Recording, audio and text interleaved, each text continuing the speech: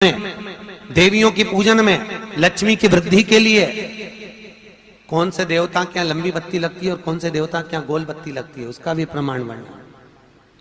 किसी देवी की पूजन करो तो लंबी बत्ती आती है, कुल देवता की पूजन करो तो लंबी बत्ती आती है, किसी मंदिर में किसी देवता को लगाने जाओ तो गोल बत्ती लगती है, उसका भी प्रमाण है।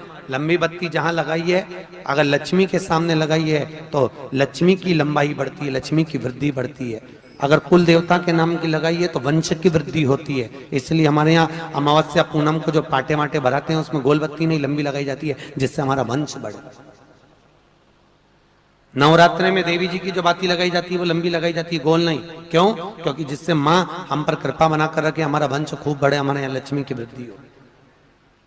स्थिर बाती गोल बाती लगाई जाती है ब्रह्मा के मंदिर में, इंद्र के मंदिर में, देवता के मंदिर में। तुलसी के सम्मुख में लंबी बाती नहीं लगती, तुलसी के सम्मुख में गोल बाती लगाई जाती है महाराज, जिससे स्थिरता का भाव केंद्रित हो। स्थिरता का भाव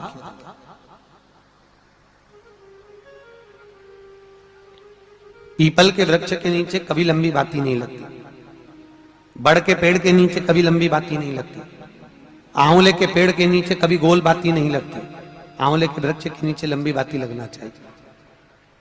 धन की वृद्धि, सुख समृद्धि। तुलसी के पौधे के नीचे लंबी नहीं लगती, गोल बाती लगती। बातियों का भी प्रमाण। ज्यादा कुछ नहीं कर पाओ तो प्रयास करो कि इन तिथियों पे कम से कम एक दीप ऐसा जलाया जाए जिससे हमें समृद्धि, लक्ष्मी, वैभव प्राप्त। घर में भी जो दिए रखे जाते हैं, आपको पहले भी कथा में कहा, विष्णु पुराण मंगरूल पीर हमारे चैनल पर डली हुई है। अगर नहीं सुनी हो तो एक बार विष्णु पुराण निकालना, आपको आ जाएगी, उसको सर्च कर कर सुनना। मंगरूल पीर महाराष्ट्र अमरावती की विष्णु पुराण की कथा आप श्रवण करेंगे तो उसमें वर्णन किया था कि घर में जो दिया होता है वो दीपक भी कोई साधारण नहीं होता,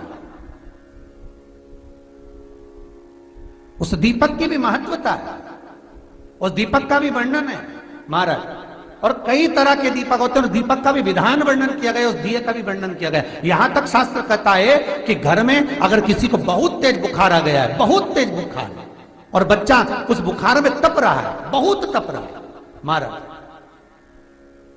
तुम जिस दिए में भगवान की आरती उतारते हो, जिस दिए से तुम भगवान की पूजन करते हो, उस दिए की बत्ती को नीचे डाल दीजिए और उस दिए को पानी की बाल्टी में धो दीजिए। कौन सी बाल्टी में? जिस बाल्टी के पानी से आप बच्चे को स्नान करा सको महाराज।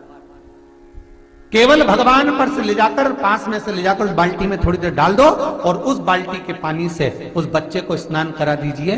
15 से 20 मिनट, आधा घंटा लगेगा, बच्चे का बुखार पूरा उतर जाएगा। इतना विधान है दीप का। दिया कोई साधारण नहीं होता, दीप कोई साधारण नहीं होता। पशुपति व्रत शिव महापुराण में हम बताते हैं, कई बार आपको वर्णन किया कि पशुपति व्रत जब करो तो 6 दिए मंदिर में लेकर जाओ शंकर जी के, 5 दिए शंकर जी के सामने लगाओ, 1 दिया घर पर आओ तो घर के राइट भाग में जब प्रवेश करो तो सीधे हिस्से में घर के दरवाजे पर लगाओ, तब अंदर प्रवेश करो। क्यों कहते हैं? क्योंकि उस दीप का महत्व होता है।